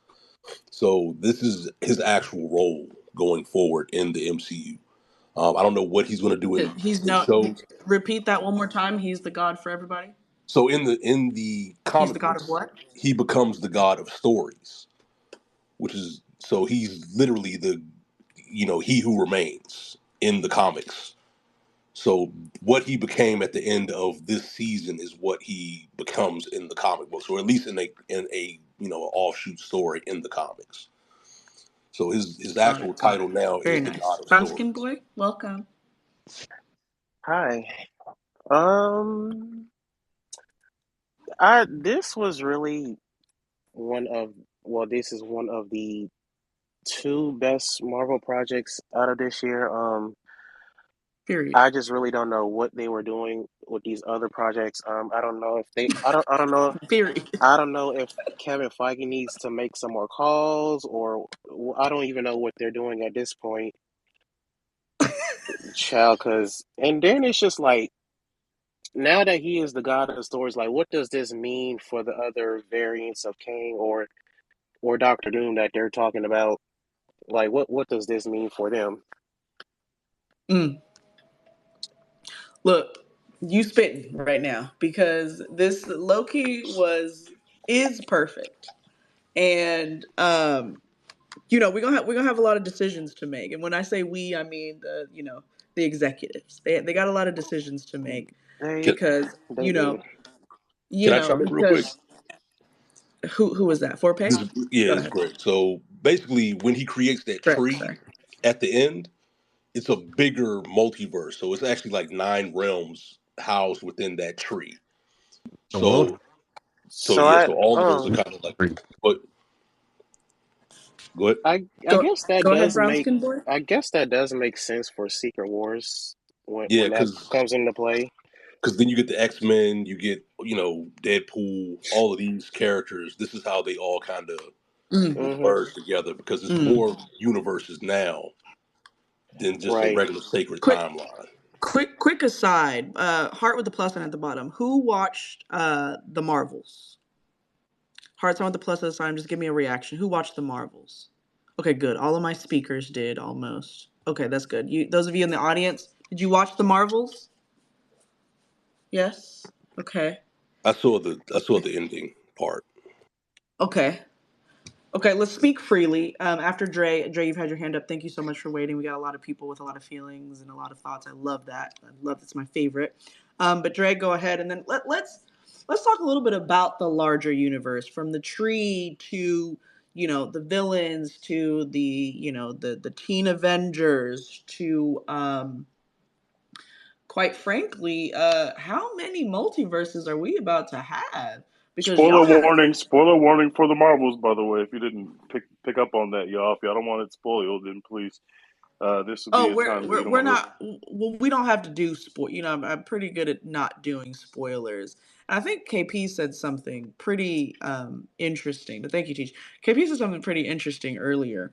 If I know what's going to happen, that kind of makes it boring. And that's kind of how I follow quite a bit of the ideas behind like trailers. This is just a quick aside. Like I don't really watch trailers because if I have an idea of what's about to happen, it ruins the fact that maybe you misled me in the trailer, and that's sometimes what they try to do, which is like I guess you can kind of mislead me, but then I'm still thinking back to the trailer. I'm not in the film itself, and then if it is just like the trailer, then I'm like, well, damn, you told me everything. I don't now I see the scene that I saw in the trailer. I'm thinking about the trailer again. So KP, I really like what you said there, but we need to talk about MCU as a whole. And yes, I guess to T's point, if there's spoilers, we're not going to spoil the movie, but I think there's things that you need to understand, right, about these universes. And I think if we talk about where he's the god of stories now with the new tree, we can kind of, go down that path. Go ahead, Dre. So to that point, I guess the way Disney Plus shows and even the mid credits of the Marvels, I mean the end credits, but the mid credits of Marvels, I feel like there is a lot of maybe just a few tiers of stories. And we have a lot of, especially in the Marvels, we have a lot of overpowered characters right now that's floating around. I like Right, the way you and said that.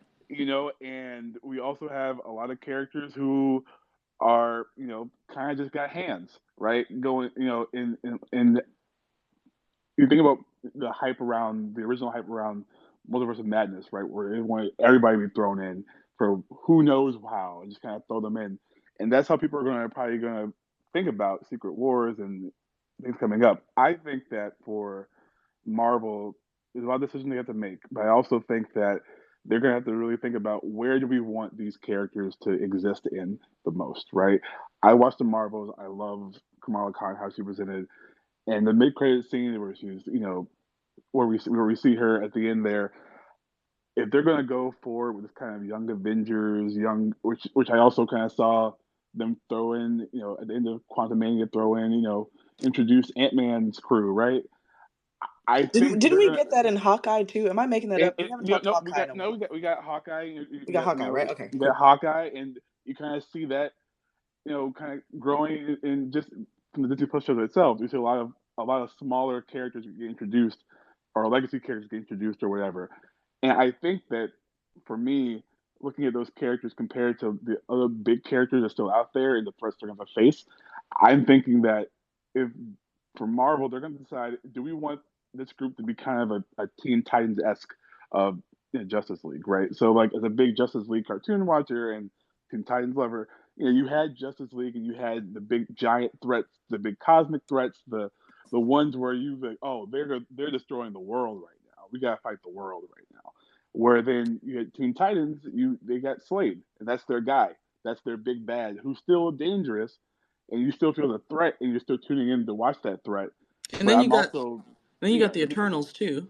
you Sorry. got the Eternals. No, you got the Eternals are out Ciao. there, Oh and then you God. got then you got even on the darker side of Marvel, no, the more horror side of Marvel, you have the Bloodstones out there, just chilling out there with their own stories, and Ciao. and so to my point, I think that Marvel's going to decide where do we want these characters slotted, and how clear do we have to make to people, this is where you're going to see these characters, this is where you're going to see these characters, and if they cross over, there has to be like a big giant push for that, because I think that that's really hard for people who don't follow these shows, or you know, or who even you do follow those shows. You're trying to. Everyone's going to these shows saying, "How are they going to cross over? where are they leading to? Which is why I think Loki was so well done, because I wasn't thinking about any of that honestly throughout the show. I was thinking about, all right, well, Loki is outside of all this. He's dealing with this kind of, this black hole time threat that's just about this area, and it wasn't giant, more bigger than life, but it felt self-contained. Where I'm not thinking about, oh, is Thor gonna jump in here? Is Captain America gonna come Exactly. back? I was thinking of, how is Loki gonna solve this problem? And from season one, where you have the Infinity Stones are kind of just like in the drawer, and you're like, wow, okay, this threat is bigger than anything else going on, and it kept dropping hints about how big this is, to the point where when we start seeing the backstories of the variants, whether it's Casey in Alcatraz, or Right. and then even when they bring them right together, everyone's worried about their big problems. I'll get back to my boys like Mobius. I'll get back to finding the big cash in the vault. You're like, hey guys, this is a bigger threat than that, right? Where I wouldn't think about that in other Exactly. shows, where you're constantly looking for the connection, And who's where, Yeah, and I apologize for it, but I wanted to really kind of highlight what you're saying here in a way that, really focuses on Loki, because I think what I've been trying to say here is it's really easy to lose me. I guess I'll speak for myself, and I feel like I can speak for quite a few people. It's really easy to lose me in the Marvel Cinematic Universe if you use the multiverse and the manipulation of time and space too much. If you use it as a crutch in your writing, right? Because at this point, and we've talked about this in multiple other spaces, you can do whatever you want at this point, and so it's risky. It's risky because now, well, what do you want me to follow, and how do you want me to follow it? And I think Dre, you touched on it perfectly, right? There was not a moment where I was like, well, is Thor going to show up, or what are they doing? They did such a good job of showing you, and I'd be remiss to not speak about the McDonald's product placement in this movie. McDonald's? I mean, it wasn't even the product; it was the actual location. Like, how many times did we see the Golden Arches, guys? We saw the All Golden Sylvie Arches wanted. 17 times per All scene per Sylvie, episode. all Sylvie wanted was a 20 piece. Mm. That's all she wanted. So they basically Here's tell the thing. I feel like they knew what they was doing, because I eat McDonald's, twice a year. Maybe it's gonna be 3 times this year. I don't know. But I was like, what's going on? But anyways, I bring up Sylvie's point because it kind of did give you at least, hey, we do want you to see the magnitude of Loki's demise, depending on how you look at it, right? And I think it was interesting. I encourage y'all to go read a couple articles, whether you've watched the episode or not, about how the EP and the writers kind of went about, running the show and putting it out. And they talk a lot about, okay, well, if we all know that Loki is going to end up on a throne, then the only thing we can manipulate is how we make you feel about it in that moment, right? So how is he going to end up on the throne? How do you feel when he's on the throne finally? Do you feel happy for him? Are you sad? Do you feel aligned? Do you wish it would have gone a different way? Do you have any regrets?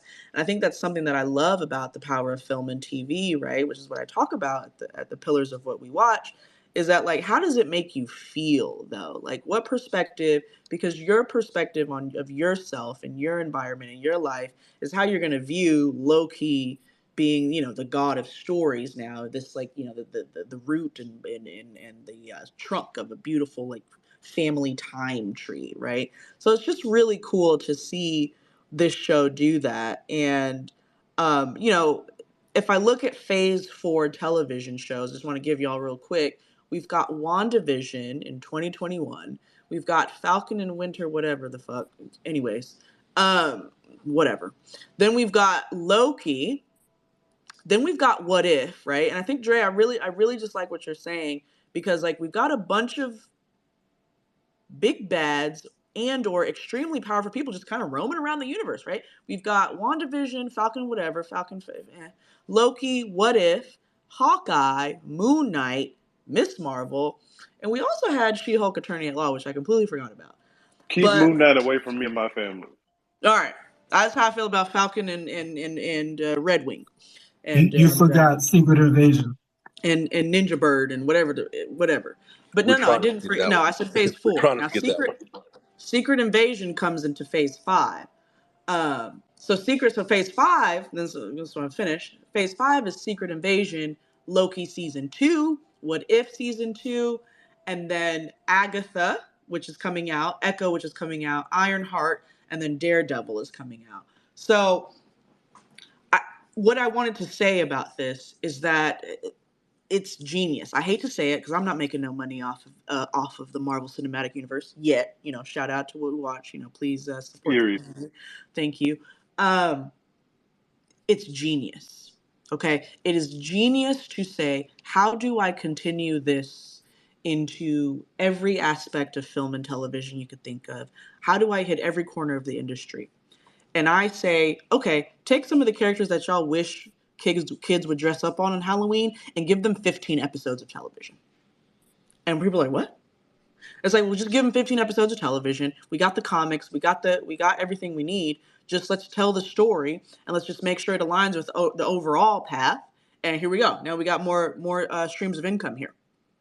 And that's what they're doing.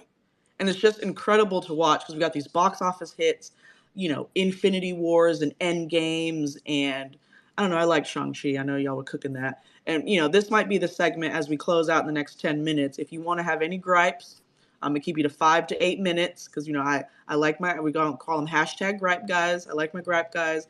I like people that, we've already kind of addressed Tej's issues with Shang-Chi and Ant-Man. Trey, I think you kind of backdoored him on the Ant-Man with 17 packs of ass. Hey, I say give it 18 packs of ass. I think that's also fine. I don't know what happened in that movie. I really, really don't. The family ended with the movie ended with the family at Maggiano's. I don't understand that. I don't Lang like family had no injuries at Maggiano's. whole Real Lang good. family was Like I said. unscathed with the most powerful black man in the I feel a way. Trapped or anything. I feel Not a very just a strong pack way of about ass. that. If They you weren't go stuck. Why back is in the time, whole family unscathed? The Cheesecake Factory. I don't They like got that. out the quantum realm and didn't even have to go to the hospital. That's nasty as hell. There listen, was no I want to go they back in sell time, they replace blowing the out tip drill candles. credit card with a DVD cover of Ant-Man. That's how, when I say a pack of ass, I mean a pack of ass. He swipes Ant-Man down the cheeks. That's much ass. That's how ass That's that how movie much was. ass. Here's the thing. Loki, the exact opposite. Give me, hold on, I'm going to ask you this, guys. I see 2 hands up, KP and Brown Scan, and then Henry, welcome to the stage. Would you watch an entire Loki 1.5 hour film, 90-minute film? Of course. We're in. You asked me this 3 years ago? I don't know. I'm like, what? Fact. Loki for what? What are we talking about? What? I mean, I guess, as long as Thor is in it, sure. Like, Can we I need say, Thor mostly in it. I want to slide this one thing in that I'm gonna let you simmer on. I've seen, because one thing that we actually didn't talk, one joint that we didn't talk about, because I keep forgetting it, the Moon Knight. I think we've seen enough that we can give the credit to them expanding again cinematic universe, and they're reaching in their bag and kind of seeing like maybe we can pull some of these characters out that we might not work often in a box office, but will work on in this digital realm, Right. and maybe we can play in that space. I like that. I would Genius. like them to do that more often, especially because they're pulling for little known characters. And way too many characters that might not generate enough big buzz on the television that if you gave them a series, I'd tune in. Absolutely.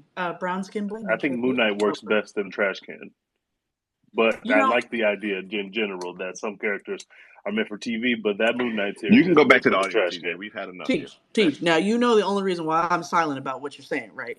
You know the only Yes, reason I'm staying I understand quiet. that the lead of Moon Knight is gorgeous and he's a great actor, but that film is some ass. I'm silent because I didn't even finish it because that's how ass it was. I want to be very clear about that. You didn't miss anything. Moon Knight and Iron Fist are ass. Oscar Isaac is beautiful. Let me tell you something. We about to find a new metric. You want to know how fine you are? Put yourself in a terrible TV show and see how many episodes people watch. Oscar Isaac is 3.5 episodes of TV fine, okay? I'm like, you fine as hell. I'm going to keep watching this. I don't like this at all. I don't know what we're doing here. I couldn't tell you what Moon Knight is about. Still can't tell you. No idea. Oscar Isaac looks good in white, is what I can tell you about Moon Knight. But anyways, that's just what it is. So y'all let me know. But, go ahead, brown skin boy. First of all, we're not gonna do too much on Shang-Chi because that was one of their best stories. We're not I gonna do had too such a good time much. too. I agree. I had a good time for Exactly. 2 acts. All right. And in terms of what you were saying, if you wanted to see, Thor with Loki before, Thor is better off reading daycare stories to the Asgardian children at this point. Mm-mm. After Thanos, I'm sorry, like that's just where he belongs at a daycare center somewhere. Um,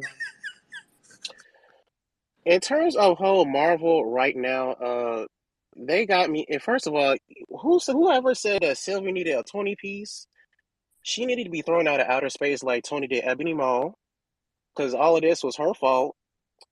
And then And she's mad.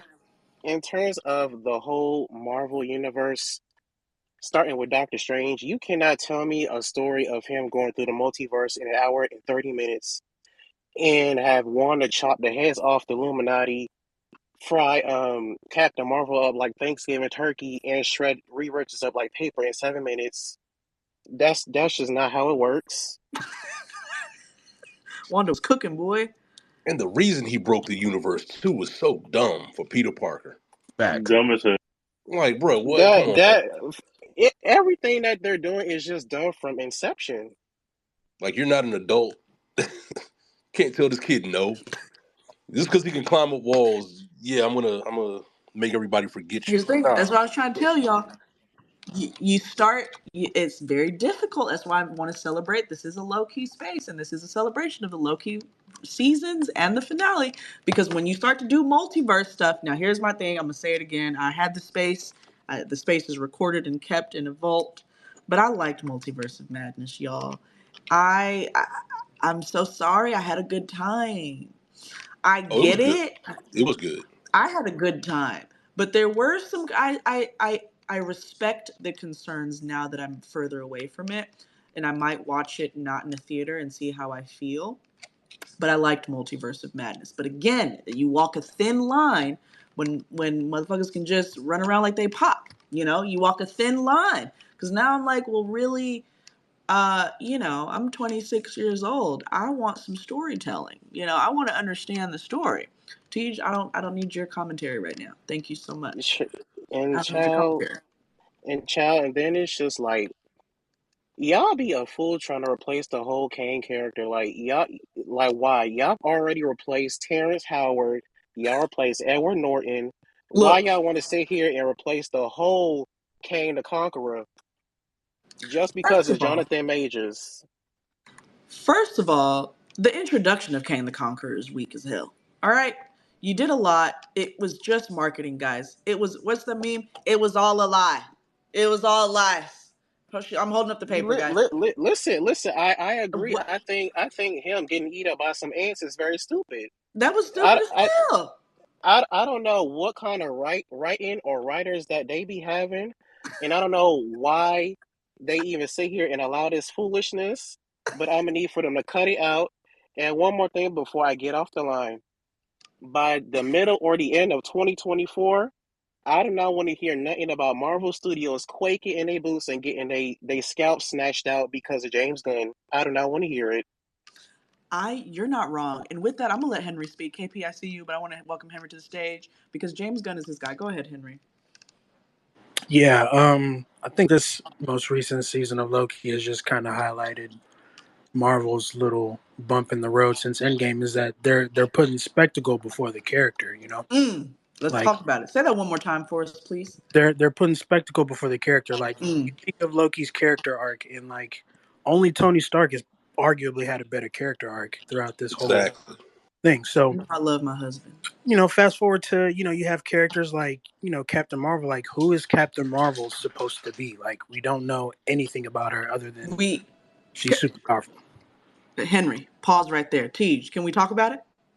Is it time? Is Man, it safe? they have done a great disservice to that actress, that role, and it's a nothing burger, bro. And I don't want to Oh, put myself in concert with the dude bros and the neck beards who made the dialogue around the first film so toxic. But what are we doing, bro? They Like, what are we doing? don't know who she is. They don't know what kind of character. I was just about to ask, was it the character or was it Brie Larson? I'm somebody that didn't give a shit about Captain America. Like, didn't give two shits. But all it took was one scene in Winter Soldier. Like, before we get started, does anybody want to get out? And that informs his whole like steez. Now it's like you don't know who these characters are. You see what I'm saying? I think we need more women in the room, guys. I think we need more women in the room. Because who is Captain Marvel? What? I can tell you who doesn't know who Captain Marvel is. Why does Brie Larson? Because they're not telling her who. Because Captain they're Marvel not telling is. her she wants out. And I appreciate you kind of, again, touching on the business side of this and the human side of this, Tej, and kind of honoring that the conversation, these are two separate conversations we're having. We're not putting ourselves in the same room with those misogynistic pieces of shit. What we are saying, though, is why does Monica Rambeau have a significantly better character development story arc, right? Which I have nothing against that. Please put Tiana Paris in everything. Well, I mean, for one, she was the original first Captain Marvel, so that's one thing. Good. So again, let's just we don't need the Brie one. We just go ahead, Henry. I know I interrupt you. I just because you got into my bag, and I just felt like it was time to say what needed to be said. Yeah, because I just watched Miss Marvel. Go back to what makes these characters interesting. Like that's what we fell in love with when this whole shit started. It was the characters we went to see, not necessarily multiverses colliding or when the X-Men are coming. Like we cared about the characters. We cared about the characters. Also, isn't it kind of funny how in every other scene she's always got somewhere to go? You know why she always got something? All right. Y'all gonna have me saying crazy stuff. Listen, at the end of her first movie, she got somewhere to go. In Shang-Chi, she got somewhere to go. And you got in Endgame, she got somewhere to go.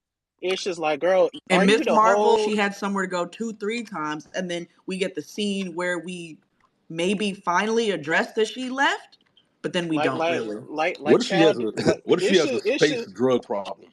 It's just like, child, do you know how many people have graduated middle school, high school, college, and had kids before you got back? And I didn't know we was gonna go this route, but you know what, y'all got me here. Why is it that you expect, and it's giving very white women.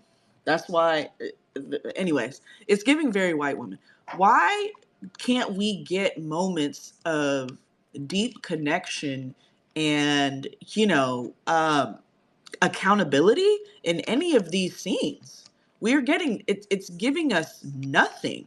And Tej and I have spoken about this. I think it might be a Miss Larson issue, but I mean, we've kind of spoken. She's kind of spoken kind of fairly openly about it, and as safe as she may feel, I hope that everything works out for her. But it's just very interesting that we get kind of this. Because remember how we were introduced to Captain Marvel, and look at where we are now. I mean, she's getting eaten up by Zawe Ashton, Tiana Paris, and what's baby girl's name? Iman Vellani. Iman Vellani. All right, she got eaten up. Sorry, y'all said y'all saw a little bit of Miss Marvel's, right? No spoilers. Or I'm not sorry, Miss Marvel. Maybe I'm not saying it's not. Maybe of the whole accountability thing, maybe it's because she didn't get punched by Thanos hard enough. You want me to be committed, and that goes back to what Henry was saying. You want me to be committed, but I don't understand this character. She just kind of flies in and looks cool. We got that in the Marvels movie. There's this really amazing scene that's like, oh, there's a teenager's movie poster in their room right there where she's like in the middle of the universe. But we don't really know who she is. Did she go to college? Did she get her degree in the military? Whatever. I mean, we get moments of that, but does she have a love interest? Does she have crushes? What is she like? What does she like? Is she trying to get down on Tessa Thompson? We don't know. They don't tell us nothing about that woman's character. Teach, what happened here? How did we get there, Teach? What's going on? So a quote from Color Purple Harper. Who is this white woman? Who is this woman? And unseasoned. And now, and if I may, KP, you've been very patient. Thank you. If I may, let's get away from the sapphic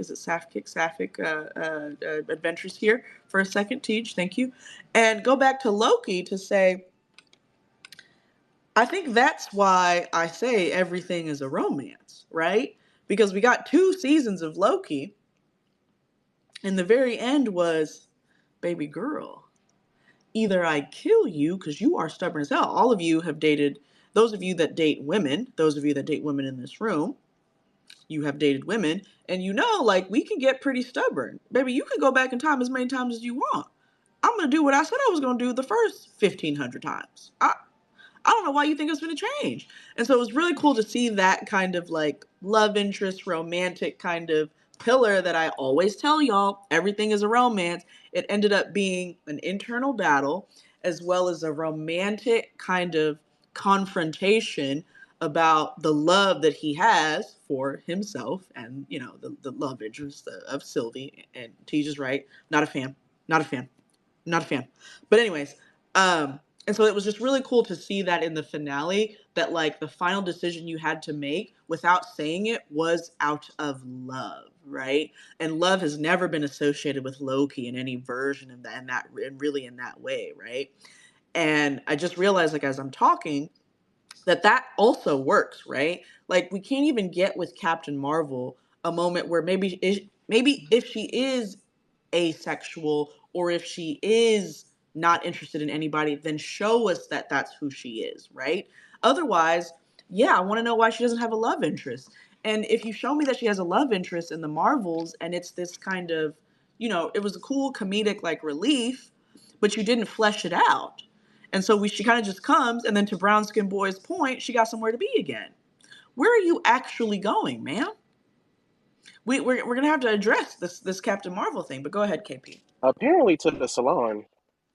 Yeah, I think Captain Marvel is basically Green Lantern. She's always on the run, protecting the universe. Just a couple of Marvel gripes since but what universe? Which one?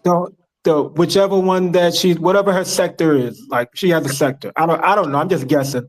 I got a couple of Marvel gripes. I hope Sophie, was getting paid minimum wage at that McDonald's. I hope they wasn't cutting her check, because I know she was getting money. Taika Waititi turned Thor into a stand-up comedian. I'm glad he's not making no more movies. Wow. I didn't know Pedro Pascal was Jamaican. He got 5 jobs. Shout out to him.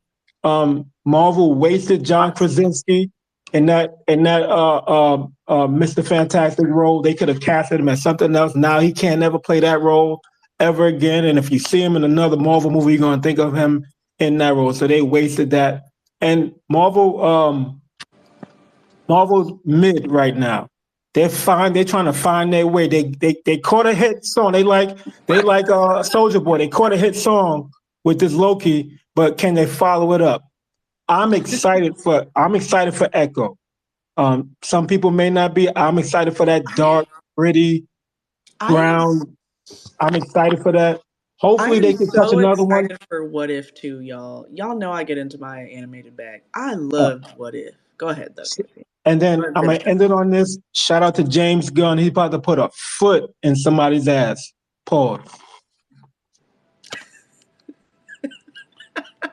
T, do you want to help close us out? We lost Tej.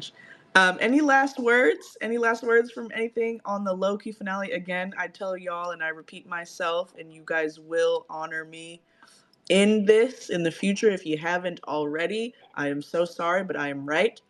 Everything is a romance. Every story is a love story.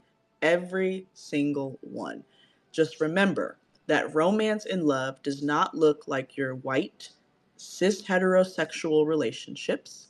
It does not look like your flowers and candy and running your bath water. That is not the definition of romance.